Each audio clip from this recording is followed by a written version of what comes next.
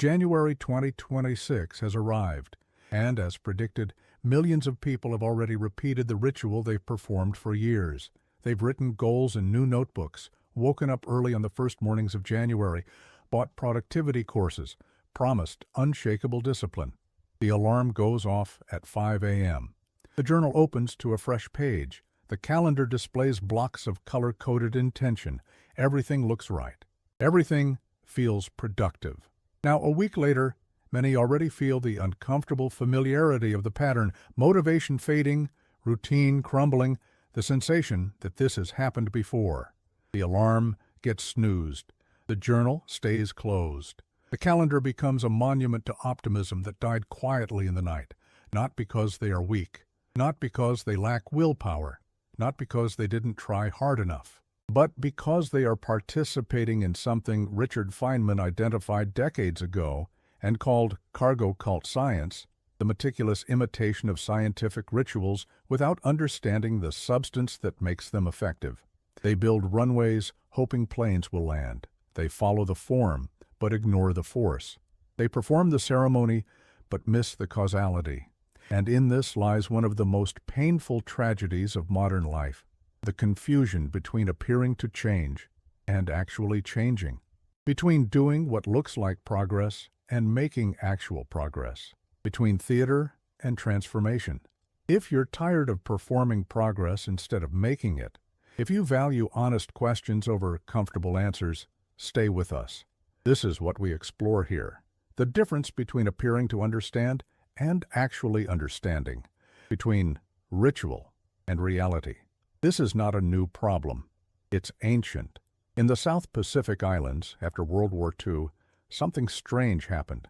Isolated tribes had watched American soldiers receive supplies from cargo planes, food, medicine, equipment, wealth descending from the sky. The soldiers wore uniforms. They spoke into radios. They stood on cleared runways with precise markings. And the planes came. Then the war ended. The soldiers left. The planes stopped coming. And the tribes, who had seen the correlation between runway and cargo, between radio and delivery, between uniform and abundance, began to reconstruct what they had observed. They cleared land and built runways made of straw, meticulous in their dimensions. They shaped radios from wood and coconut shells, perfect in their appearance. They wore makeshift uniforms, precise in their imitation. They spoke into their wooden radios. They waited on their straw runways. They performed the ceremony perfectly, the gestures, the postures, the sequence of actions. But no planes came. They had captured the form down to the smallest detail. They had missed the substance entirely. Feynman would have loved the irony. The tribes were doing better science than most researchers. At least they were testing a hypothesis. They had built what anthropologists would later call a cargo cult, a system of rituals that looks indistinguishable from the real thing, but produces nothing. The runways were perfect. The radios looked authentic. The uniforms were convincing, but there was no communication network, no navigation system, no fuel supply, no infrastructure, just visible imitation of invisible causality.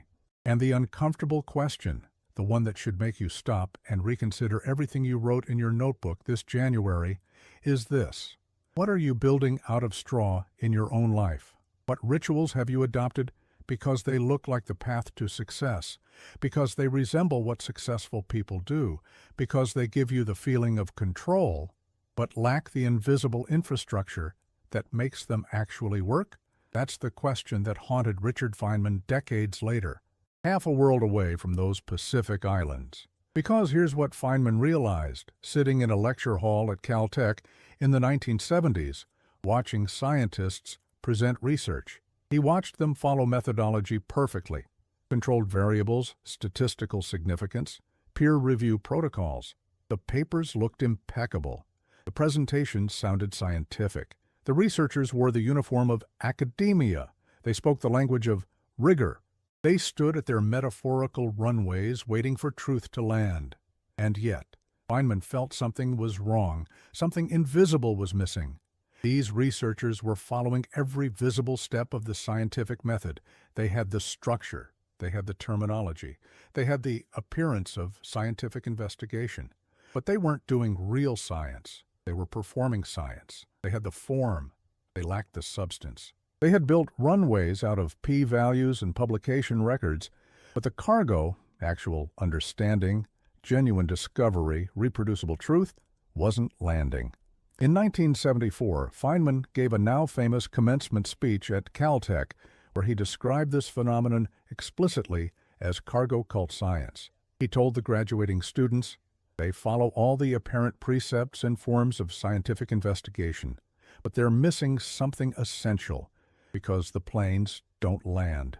No, that missing element, that invisible difference between real science and theatrical science, is what separates knowledge from imitation, understanding from performance, actual progress from the appearance of progress.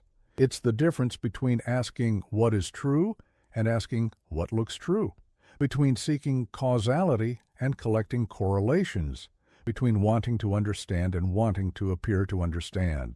And that same invisible difference, Feynman realized, existed not just in science, but in every domain of human endeavor where people mistake following steps for achieving outcomes, where they confuse ritual with result, where they build straw runways and wait for transformation that never comes. But Feynman knew this from experience. He had lived it. After the war ended, after Los Alamos, after watching friends die and helping build a weapon that changed history, Feynman felt burned out, empty. Physics, the thing he loved most, felt heavy, obligatory. He tried to force himself back into productivity. He made schedules. He set research goals. He tried to discipline himself into caring again. And it didn't work. He was performing the rituals of a physicist without feeling like a physicist. He was building a runway, but no planes were landing. Then one day, sitting in the Cornell cafeteria, he saw a student throw a plate in the air. The plate wobbled as it spun, and for no reason other than curiosity, not because it was useful, not because it would advance his career, not because anyone told him to, Feynman started calculating the physics of the wobble. Just playing, just curious, just interested. And that play, that return to genuine fascination instead of forced discipline, led him to ideas about quantum mechanics that would eventually win him a Nobel Prize. He hadn't followed anyone's routine. He hadn't copied anyone's method. He had simply asked, what's actually interesting to me right now? What do I genuinely want to understand? And he followed that, not a ritual. The question is not whether you wrote goals. The question is whether those goals are yours or whether they are runways made of straw. Rituals you observed in someone else, hoping that mere repetition will produce the same results. Because this is precisely how cargo cults work, how they spread, how they persist despite never delivering what they promise. You see someone successful and you observe their visible behaviors. They wake early, they exercise daily, they network constantly, they read 50 books a year, they take cold showers, they journal every morning. So you copy them. You set your alarm for 5 a.m., even though you're a night person. You join a gym and force yourself to go 5 times a week, even though you hate it. You attend networking events and collect business cards, even though the conversations feel hollow. You commit to reading a book a week, even though you're not retaining anything. You take cold showers every morning, even though you don't know why. You write in your journal daily, even though you're just filling pages with words that mean nothing, and none of it works. Not in the way you hoped, not in the way it seemed to work for them. Not because the actions themselves are inherently wrong, but because you're copying the form without understanding the causal mechanism underneath. Here's one Feynman would have laughed at. Someone once asked him if he had a morning routine. He said yes. He woke up. That was it. Everything else depended on what interested him that day. No optimization, no ritual. Just curiosity about what problem felt alive. You're observing the runway and assuming the runway makes planes land. You're seeing the ritual and assuming the ritual produces the result. But planes don't land because there's a runway. They land because there's fuel, Because there's navigation, because there's communication systems, because there's maintenance infrastructure, because there's air traffic control. Invisible forces, complex systems, infrastructural elements that make the visible action meaningful. The person who wakes at 5 a.m. might be successful not because of the wake-up time, but because they've eliminated distractions, because they've found work they genuinely care about, because they've built systems that reduce friction. The runway is just where the result becomes visible. It's not what causes the result. Without those invisible forces, without that hidden infrastructure, you just have straw. You just have performance. You just have cargo cult behavior. And this is where it gets painful, because the self-help industry, the productivity market, the entire culture of New Year's resolutions, all of it is a vast cargo cult. It's built on selling form, not substance. Wake early, journal daily, track habits, network aggressively, read voraciously. And millions do it every January with genuine hope, authentic desire for change, real investment of time and money. Because the ritual feels like control, it feels productive. When the world is unpredictable, when you don't know how to get from here to there, following a ritual gives you the psychological illusion of progress. It's comforting. It's also deceptive, because you're not making progress. You're performing progress. You're participating in a cargo cult, and the planes aren't landing. Why do we fall for this? Because the human brain is extraordinarily good at confusing correlation with causation. It's not a flaw. It's a feature. It's how we survived as a species, by identifying patterns quickly, by creating causal narratives from observed sequences. This cognitive shortcut worked brilliantly for our ancestors. But in the modern world, in the domain of personal development, this same pattern recognition system leads us astray. You observe someone successful with certain habits, and your brain automatically constructs a causal narrative. Those habits cause success. But maybe those habits are effects, not causes. Maybe they're irrelevant coincidences. Maybe the real causes are invisible. Mindset shifts, environment changes, accumulated knowledge, fortunate timing, supportive relationships. But your brain sees the visible pattern and creates a story. Successful person, visible habit. Therefore, visible habit creates success. This is how cargo cults are born in the mind, how they propagate through culture, how they become invisible assumptions we never question. Feynman understood this because he spent his entire life distinguishing substance from appearance, real understanding from theatrical performance of understanding. He could spot a cargo cult in science, in education, in any domain where people followed rituals without comprehending mechanisms. And he had a method. Not an easy method, not a comfortable method, but a brutal, uncomfortable, radically honest method for detecting cargo cults wherever they hide. He called it scientific integrity, but it's really just intellectual honesty applied without mercy, without ego protection, without self-deception. And it comes down to three questions, three deceptively simple questions that, if you ask them about every goal you wrote this January, will either destroy those goals completely or transform them into something real. These aren't questions you ask once and move on. They're questions you sit with, questions that make you uncomfortable, questions that reveal truths you've been avoiding. The first question Feynman would ask, how do I know this is true? Not, do I believe it? Not, does it feel right? Not, did someone I respect say it? But what evidence do I have that this actually works the way I think it works? If your goal is to read 50 books this year to become smarter, ask, what is the causal mechanism? How exactly does the quantity of books read influence actual understanding? What's the difference between reading and retaining, between consuming and integrating? And if you can't explain the mechanism, if you can only say, smart people read a lot, or I saw it on someone's year-end summary, then you're in a cargo cult. You're building a runway without understanding why planes land.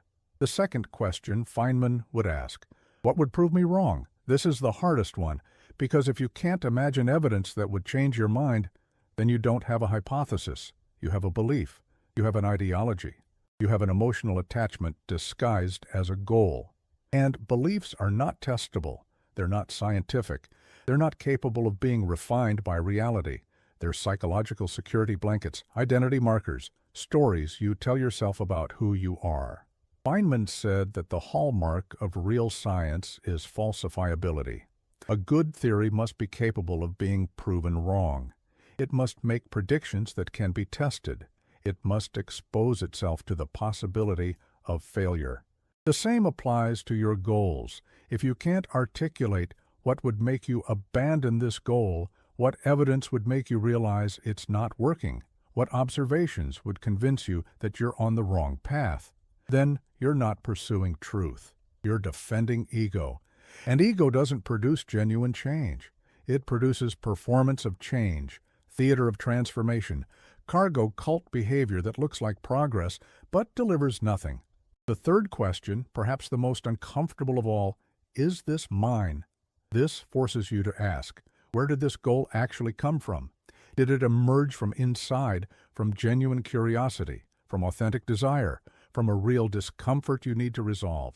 Or did you observe it in someone else? Did society tell you this is what success looks like? Did an influencer suggest it? Did a parent imply it? Did a culture plant it? Did you adopt it because rejecting it would mean rejecting an identity you've built? And if you can't trace the origin clearly, if you can't distinguish your genuine desire from borrowed desire, from inherited expectations, from socially constructed obligations, then you're not pursuing your own life. You're performing someone else's life. You're building their runway. And their plane won't land for you. It can't. Because the infrastructure that makes it work for them doesn't exist in your life. The fuel system is different. The navigation is different. The entire invisible architecture is different.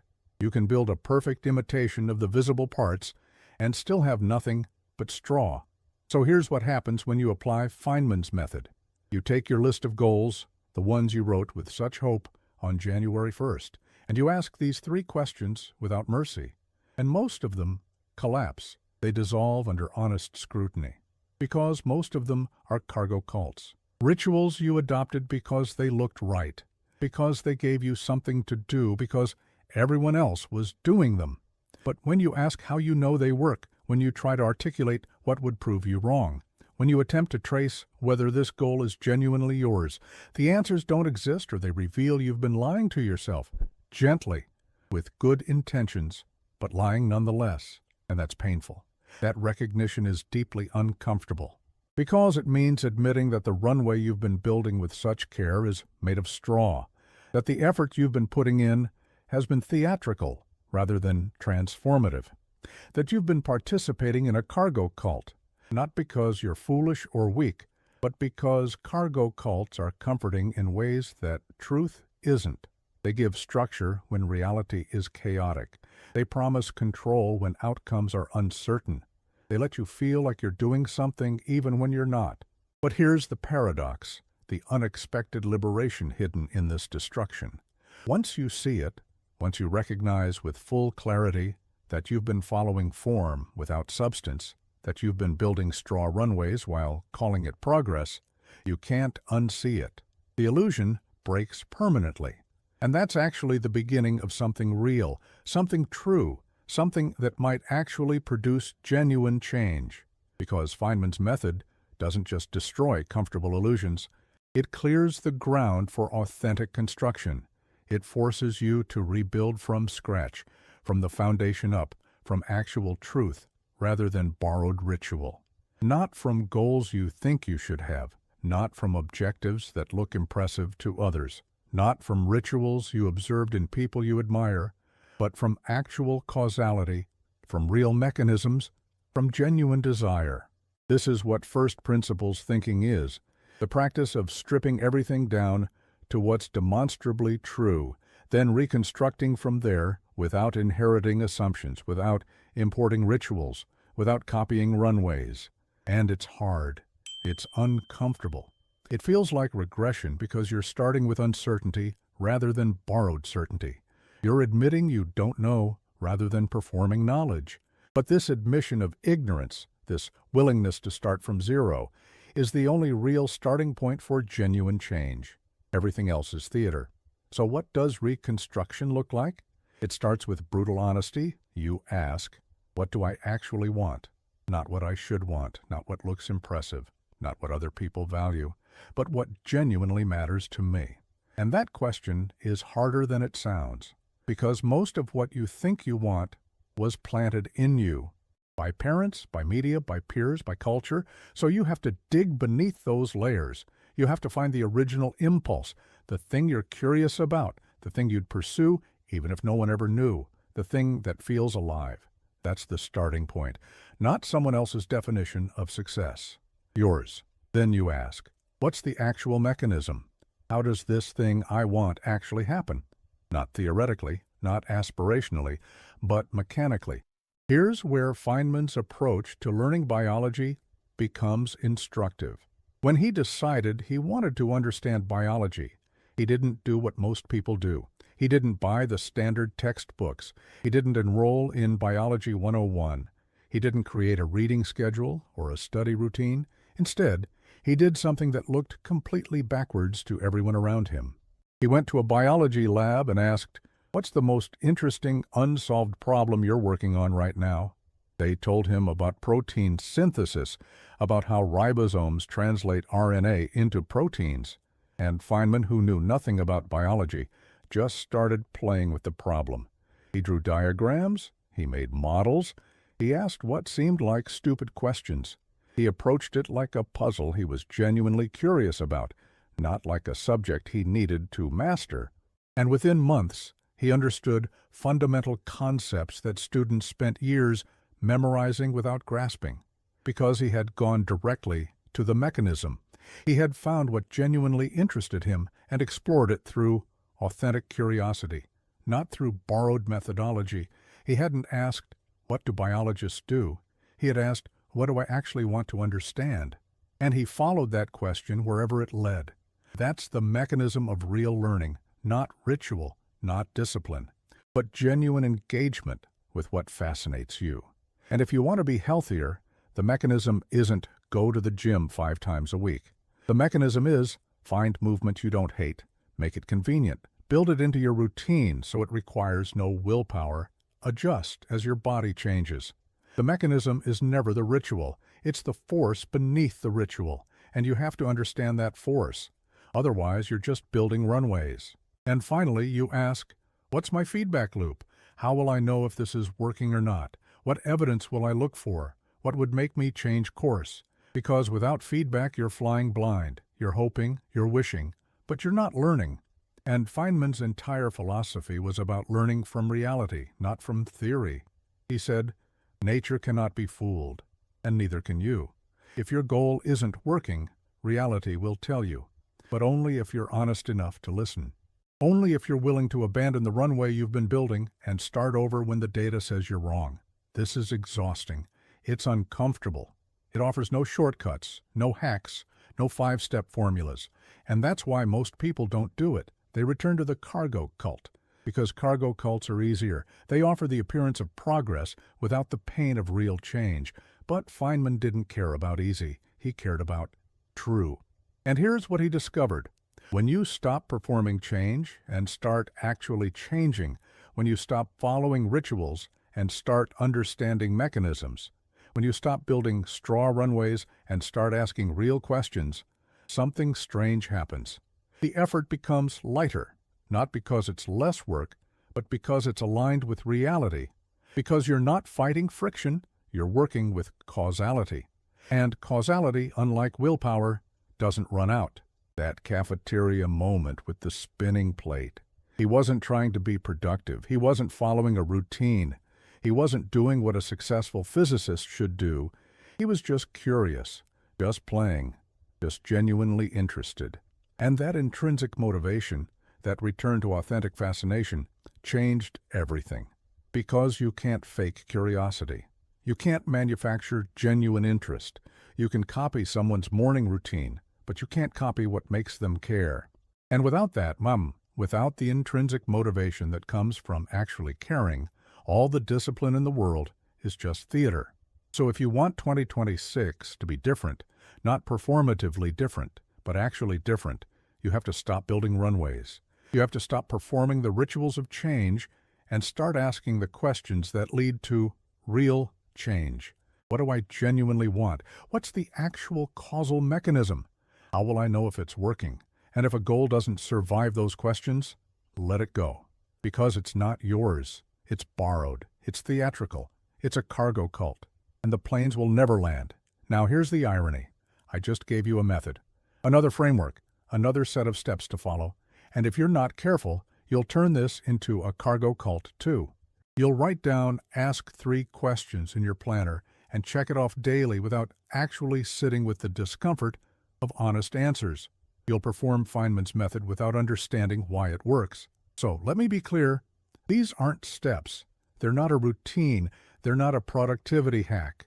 They're an attitude, a way of approaching everything with radical honesty, with willingness to be wrong, with curiosity about what's actually true rather than what looks true.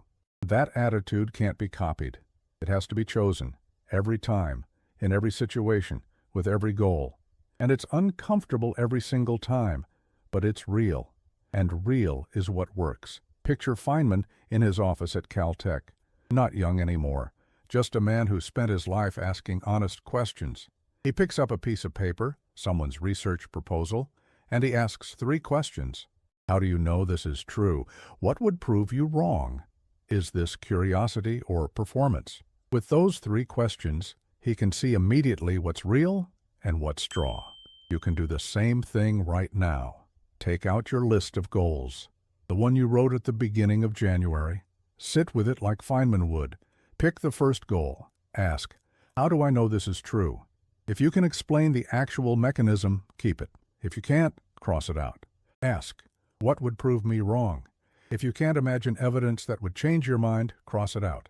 It's not a goal. It's identity defense. Ask, is this mine? Trace it back. If you can't find the origin in your own genuine curiosity, cross it out. It's borrowed. Someone else's plane won't land for you. Do this for every goal. Most will get crossed out. That's not failure. That's clarity. That's honesty. That's the beginning of something real. What's left, if anything is left, those are your actual starting points. Genuine questions you want to answer. Real problems you want to solve. Authentic curiosities you want to explore. Those, unlike cargo cults, might actually take you somewhere. Not in certainty, in curiosity, not in control, in honesty, not in discipline, in alignment. January 2026 is here. The cargo cults are everywhere. The rituals are being performed, and the planes, as always, are not landing. But you can stop building straw. You can ask honest questions. You can start building something real, not because it's comfortable, but because it's true. And truth, unlike theater, actually changes things. That's what Feynman did. That's what works. The choice is yours. The questions are simple. The honesty is hard. But the planes only land when the infrastructure is real.